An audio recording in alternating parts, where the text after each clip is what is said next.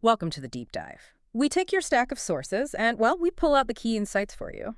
And today, we're looking at someone who is a massive national figure in one country, but maybe not quite as well known everywhere else. We're talking about the French Elvis, a figure just so woven into French culture.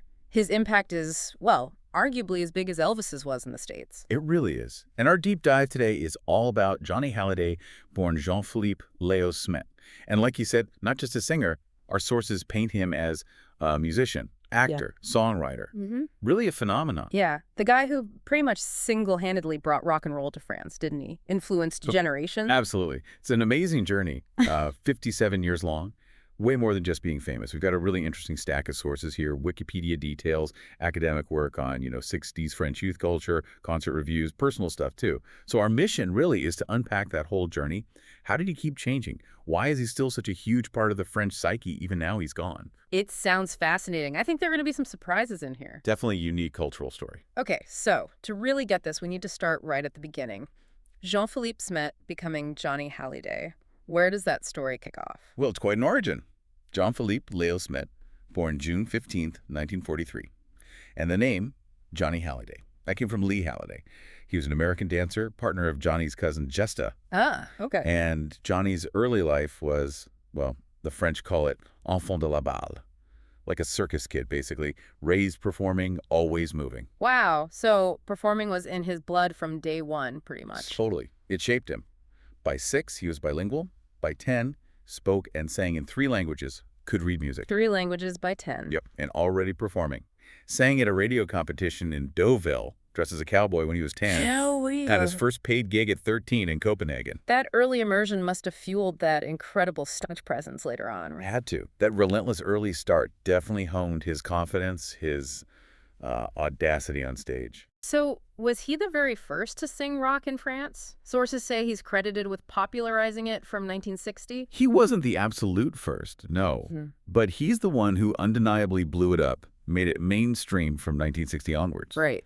And you have to wonder, for you listening, what does that kind of childhood, always performing, do to someone? How does it make them into an icon that lasts? That's a really good question. Okay, let's zoom out a bit. The cultural scene.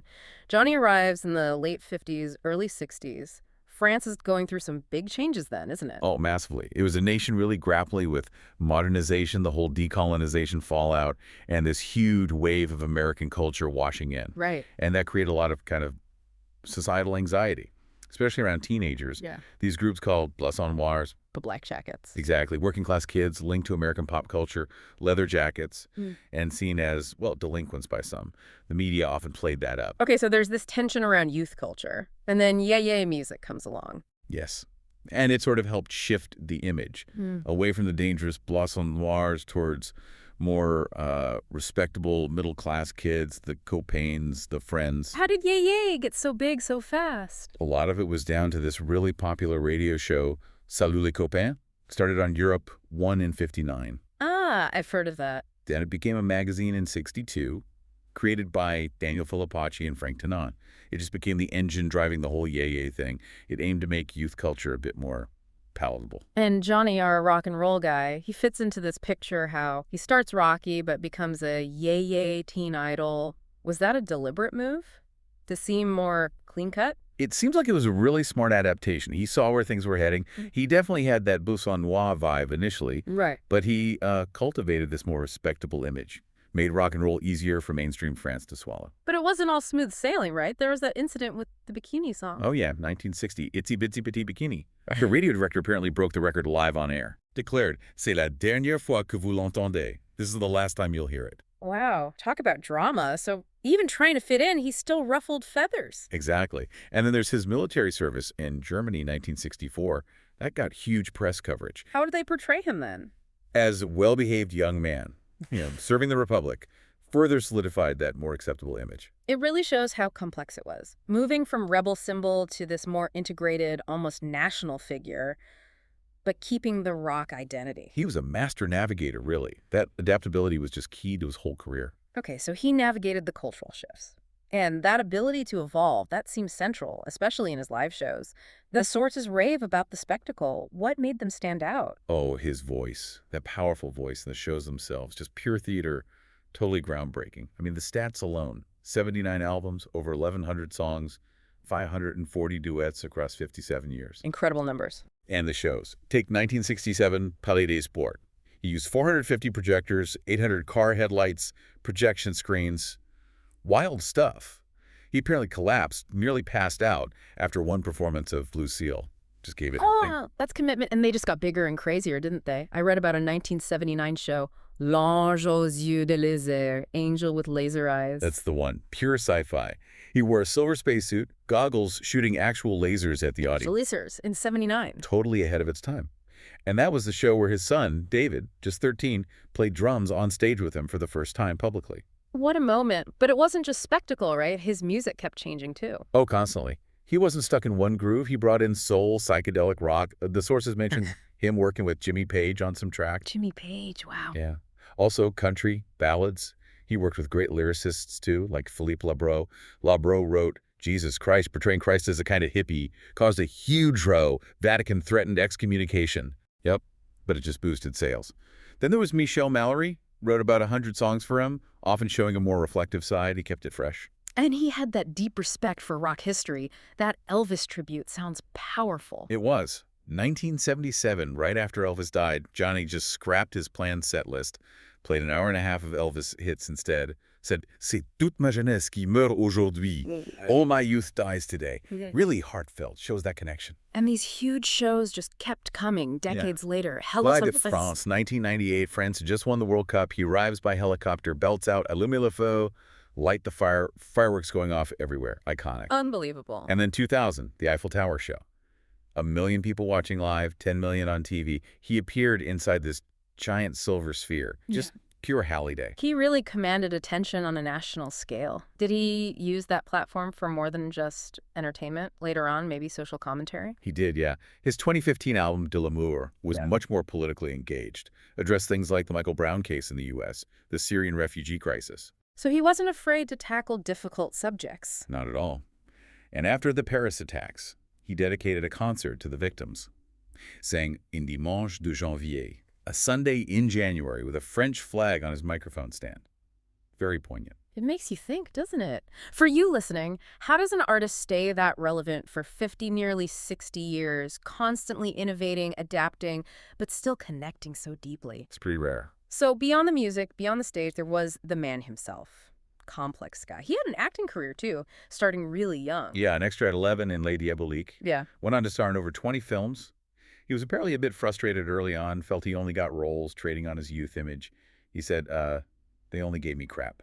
Huh, okay. But later he got more serious roles, critically acclaimed stuff like Le Spécialiste, a spaghetti western, Godard's detective, L'Homme du Toit, won an award for that one. Even played a TV cop, right? David Lansky? That's him. Tough cop role. So this varied career, acting included, added layers, made him relatable beyond just the music fans. It's interesting. The sources describe him as more popular than prestigious, despite selling, over 110 million records. 10 Victoire de la Musique awards. That's right. But his personal finances, they were often messy. Messy. Well, he had big tax problems in 75, moved to L.A. partly because of it. Known for a really flamboyant lifestyle, often in debt, even when earning huge amounts. Owned lots of fancy properties, though. Oh, yeah. France, Switzerland, the U.S. But sometimes had trouble selling them. It's that paradox, huge success, but also financial struggles. Made him seem more human, maybe. More relatable to some. And his personal life was very public, very dramatic, too. 5 marriages. Twice to the same woman, Adeline Blondeau. Right. His first marriage to Sylvie Vartan, another Yeye star, lasted 15 years. They had their son, David. Then daughter Laura with actress Natalie Bay. His last marriage, the longest, was to Letitia Boudou. They adopted 2 daughters, Jade and Joy. And even after he passed away in 2017, the family drama kind of continued, didn't it, with the will? Yes, that caused a huge controversy. His will was drafted under U.S. law, and it left everything to Letitia and their adopted daughters, excluding his older children, David and Laura. Which is a problem under French law. Exactly. French law protects children from being completely disinherited. Yeah. So it sparked this big legal battle, very public. Wow. And politically. The sources mention he supported certain politicians. They do. It's noted he publicly backed several right-wing French figures over the years. Giscard d'Estaing, Jacques Chirac, Wasn't there a song about Chirac? famously saying, "We all have something of Jacques Chirac in us." Also supported Nicolas Sarkozy, though later he apparently expressed some general disappointment with politics. Okay. We're just reporting what the sources say here, neutrally. But it shows he wasn't afraid to state his leanings and still appealed across different groups. And his voice, his whole persona was so distinct, he became a target for impersonators, satirical puppets, like on Les Guignols. Absolutely. Being satirized like that is almost a sign you've truly made it into the cultural fabric, right? It cemented his place, even the contradictory parts. It all adds up to this incredibly complex figure. Which brings us back to that idea, doesn't it? How did all these things, the money issues, the acting, the politics, contribute to this unique, sometimes contradictory image that resonated with so many different kinds of people in France? He sort of embodied France's own complexities. So, wrapping up this deep dive, Johnny Halliday's story does reach its end. December 5, 2017, he passed away, laid to rest in St. Barthélemy near his villa. But incredibly, his impact just carried on. Didn't stop at all, did it? Not one bit. The posthumous success was huge. His final album, Mon Pays c'est l'amour, My Country is Love, released in 2018, sold like 1.5 million copies by early 2019. Undoubting. And then a 2019 compilation, his hits redone with symphony orchestras and acoustic arrangements, was the best-selling physical album in France that year, still breaking records. And the official honors piled up too. Chevalier de la Légion d'honneur, Order of the Crown in Belgium, those record 10 Victoire de la Musique awards. You know, looking back at everything, the controversies, the changes, the sheer longevity, he just remained France's rocker. Unshakable. He really did. What does that tell you, listening out there, about how an artist can embody a whole nation's spirit, even a spirit that's always changing, sometimes pulling in different directions? It's quite something to think about. Johnny Hallyday really was more than a singer. He was like a mirror, reflecting France as it moved through modern times, through consumerism, through all these cultural shifts. Yeah. From that rebellious French Elvis to this beloved, almost state-sanctioned icon. He mixed that American rock style with something deeply French. A unique blend, an incredible legacy of shows, music, and just this raw connection with people. So we've seen how he brought rock to France, how he rolled with the punches, changed with the times, became this icon tied so closely to France's own identity. Which leads to a final thought, maybe. Go for it. What does it actually take? Beyond the obvious talent, beyond the big shows, what are the essential ingredients for an artist to not just be a fleeting trend, but to become this enduring, almost sacred figure in a culture? Is it about showing your struggles? Is it just consistently putting out the work?